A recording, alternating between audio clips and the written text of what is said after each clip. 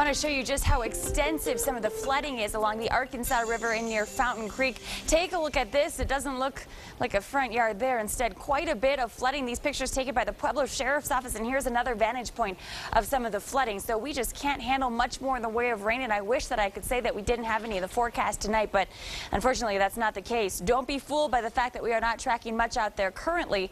We are expecting a few more storms yet this afternoon and evening. Here's a look at Skycast at 6 o'clock. The areas of yellow show the potential for, once again, some heavy rain. The good news is the storms tonight should be moving a bit quicker than they were last night. But we could still see some heavy bursts of rain prompting flooding concerns, so stick with us here over the next couple of hours. We will keep you ahead of the storm. Skycast is showing that the storms will continue sliding off toward the east with yet another wave that should move through between about 8 o'clock and 9 o'clock, moving in from the north and west. It'll hit Denver first, eventually the Teller County and the Palmer Divide, and then move its way into Colorado Springs.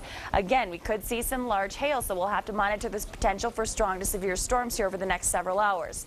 Taking you into 11 o'clock, this band of storms is going to begin to slide off toward the east. Still bringing some heavy rain out to eastern parts of El Paso County up toward Lyman, and then into tonight that area of showers is going to wind down. Skies will clear out, taking you into early tomorrow morning. Should be a beautiful first half of the Wednesday. Plenty of sunshine expected through lunchtime. That will really help temperatures warm up.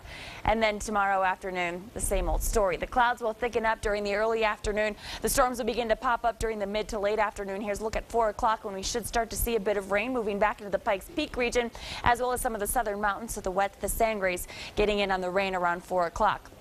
Taking you into tomorrow evening, the storms will expand in coverage and they'll also increase in intensity. We could once again see a few storms tomorrow capable of producing some large hail and some very heavy rain. So flash flooding again going to be a concern, and we could have a few severe thunderstorm warnings to tell you about too. By 10 o'clock, the storm should move out to Burlington and then eventually off into Kansas, where they will come to an end. So the storms that we have out there this evening, those are expected to end by about midnight, with more storms expected tomorrow. And once again, we could have a few strong to severe storms. The main threats tomorrow will again be flooding as well as large hail. The good news with respect to tornadoes is the threat for tornadoes at least doesn't look overly impressive tomorrow. Could get some gusty winds though with a few of the stronger storms.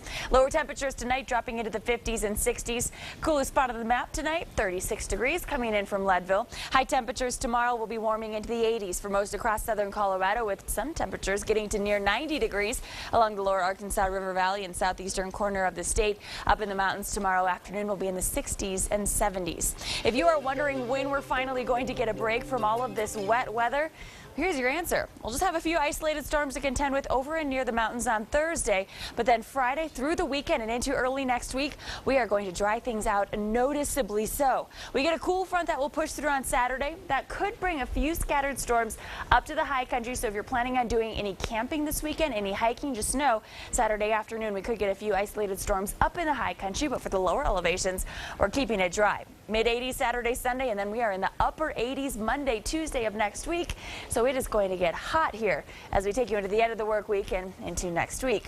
88 in Pueblo tomorrow with just a 10% chance for a few isolated storms during the afternoon. We'll dry it out Thursday into Friday, temperatures getting into the 90s.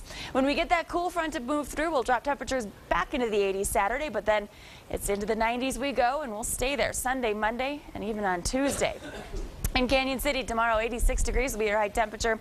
We'll have a 20% chance for storms tomorrow, and once again, they could become strong to severe, so be sure to stick with us tomorrow, and we will keep you ahead of all of the severe weather. 89 degrees on Thursday with 91 as your high temperature on Friday. Friday will start cloudy, but end with sunshine, and then we'll have plenty of sunshine expected through the weekend. Teller County will hang on to the storms through Thursday. Friday, 80 degrees will be your high temperature, and as I mentioned, we'll be in the mountains where on Saturday, as that cold front pushes through, we could see a isolated storm popping up, but the storms that we see on Saturday should be relatively weak. Just keep in mind, again, it's camping season, so if you are going to be spending a lot of time outside this weekend in the mountains, rain gear always something that you want to have, but we just have to really get through. Tomorrow looks to be relatively active.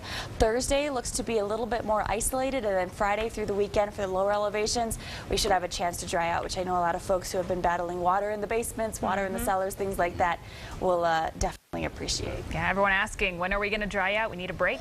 We do need a break, and I mean, who